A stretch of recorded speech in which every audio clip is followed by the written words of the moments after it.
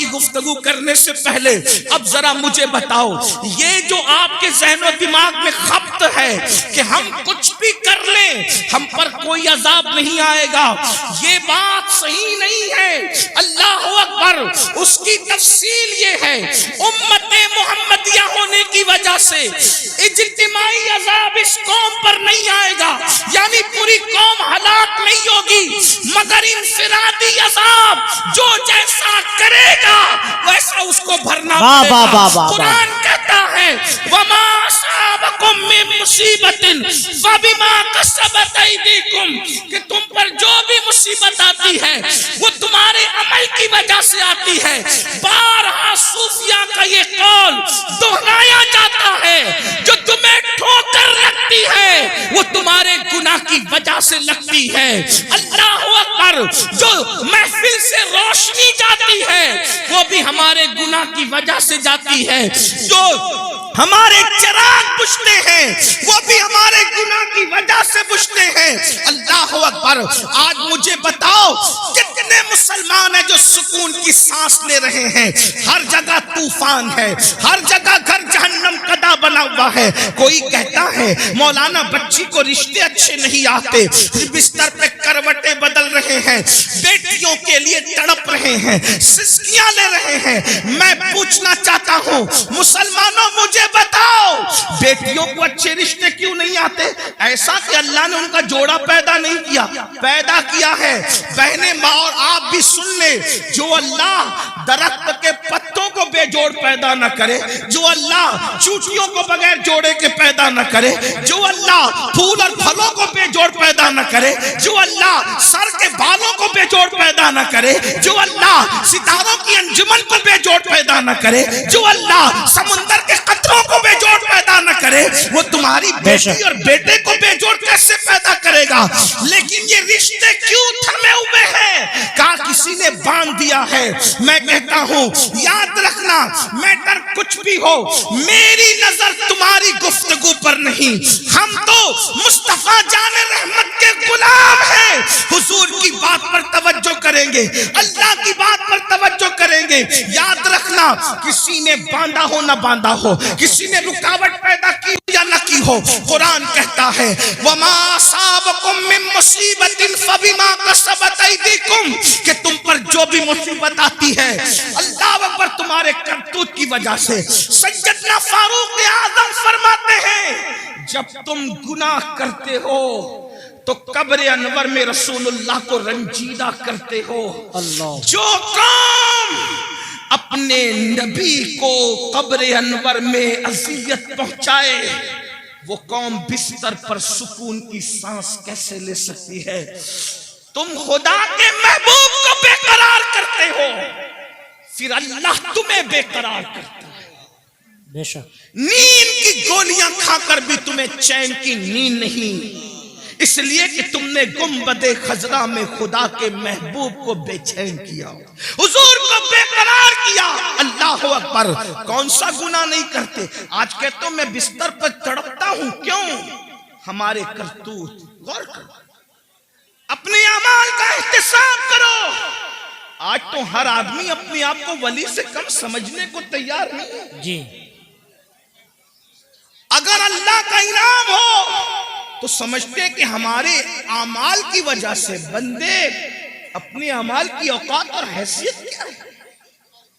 جس قوم کو وضو اور غسل کا طریقہ یاد نہ ہو اس کے اعمال کی حیثیت کیا ہے جی؟ یہ تو اللہ کا کرم ہے، یہ تو اللہ کا احسان ہے کہ اس نے تمہارے بھی اور ہمارے بھی عیبوں پہ پردے ڈال رکھے ہیں۔ بے شک سچی بات تو ایمان لگتی اگر وہ تمہارے اور میرے عیبوں پہ پردے نہ ڈالتا۔ میں ان اللہ والوں کی بات نہیں کر رہا ہوں، تمہاری اور میری کر رہا ہوں۔ اگر وہ آپ کے اور میرے عیبوں پہ پردے نہ ڈالتا تو نہ آپ یہاں بیٹھنے کے قابل ہوتے، نہ میں یہاں بیٹھنے کے قابل۔ اس کا کتنا بڑا احسان ہے۔ تو آج اگر بیٹیوں کو رشتے نہیں آ رہے ہیں، ہم نے حضور کو رنجیدہ کیا، اللہ ہمیں رنجیدہ کر رہا۔ ہم نے حضور کو اذیت دی اس لیے تڑپ رہے ہو۔ روزی کے معاملے میں کیوں پریشان ہو؟ روزی کے معاملے میں کیوں تڑپ رہے ہو؟ حضور کو اذیت دے رہے ہو۔ کون سے گناہ جو نہیں کرتے؟ زنا کو تو آج گناہ سمجھا ہی نہیں جاتا، فیشن بنا دیا گیا، زنا کو عشق کا نام دے دیا گیا، زنا کو محبت کا نام دے دیا گیا، لیکن اللہ ان کانوں تک یہ آواز پہنچائے، اگر حدیث میں یہ بات نہ آتی تو شاید میں کہنے کی ہمت نہیں کرتا کہ پوری امت کو جتنا عذاب دیا جائے گا، جی پوری امت کو جتنا عذاب دیا جائے گا اس کا نصف عذاب شادی شدہ زانیوں کو دیا جائے گا، یعنی پوری امت کو جتنا عذاب اس امت کے برابر آدھا عذاب، یعنی سب کو الگ الگ جو عذاب ہوگا ان سب کا عذاب اگر جمع کیا جائے تو جیسے ایک صرف سمجھانے کے لیے مثال کے طور پہ 100 روپے 10 لوگوں کو دے دیا گیا، تو اب 10 لوگوں کے 100 روپے کو جمع کریں تو کتنا ہو گیا؟ 1000۔ اب 1000 کا نصف اگر کسی کو دیا جائے تو کتنا بڑا ہے؟ اللہ اکبر۔ بلا تمثیل صرف سمجھانے کے لیے، زانیوں کو جو شادی شدہ ہو کر زنا کرتے تھے پوری امت کا نصف عذاب ان شادی شدہ زانیوں کو دیا جائے گا۔ اللہ غور کریں، ایک گناہ کی سزا اگر اللہ کسی انسان کے ایک گناہ کی سزا دنیا کے تمام انسانوں پہ ڈال دے تو دنیا کے سارے انسان مل کر بھی ایک انسان کے گناہ کی سزا کو برداشت نہیں کر سکتے۔ امت کا نصف عذاب جن لوگوں کے وجود پہ ڈالا جائے گا ان کی حالت کیا ہوگی؟ اللہ اکبر۔ وہ جہنم جس میں پہاڑ بھی پگھل جائیں گے، اس کی آگ کو جس میں پہاڑ پگھل جائیں گے، وہ آگ جہنمیوں کے زنا کے اعضاء پر دہکائی جائے گی، ان کی شرم کی جگہ پہ دہکائی جائے گی۔ ذرا سوچے تو صحیح، 2-3 منٹ کی لذت، 2-3 منٹ کی لذت، 2-3 منٹ کا عیش، چند لمحوں کی لذت، اللہ اکبر، اور پھر ہمیشہ کی ذلت۔ اور میری قوم کے جوانوں کو فیشن کے نام پر اسی طرف ڈالا جا رہا ہے، اسی طرف جب ڈھالا جا رہا ہے۔ کل کا جوان زنا کے نام سے بھی کانپتا تھا۔ میں جانتا ہوں اپنے بچپنے کی وہ داستانیں کہ نوجوان لوگ کہتے تھے ہم ساری شرارتیں کر سکتے ہیں لیکن زنا کی طرف جانے کی ہمت نہ ہوئی۔ یہ ہمارے بچپن تک جوانوں کی باتیں ہم نے سنی تھی، ہر مستی کریں گے، ہر شرارت کریں گے لیکن بدی کی طرف نہیں جائیں گے۔ مگر افسوس آج ہم کتنا دکھی دن دیکھ رہے ہیں، کتنے کرب سے گزر رہے ہیں، کتنی اذیت سے گزر رہے ہیں۔ کون سی حکومتیں آئی، کون سی چلی گئی، اس پر ہمیں اتنا دکھ نہیں ہے، اس لیے کہ حکومتوں کا آنا جانا یہ تو موسم کی طرح بدلتا رہتا ہے، لیکن قوم کے جوانوں کے بگڑنے کا دکھڑا ہم کس کو جا کر کے سنائیں؟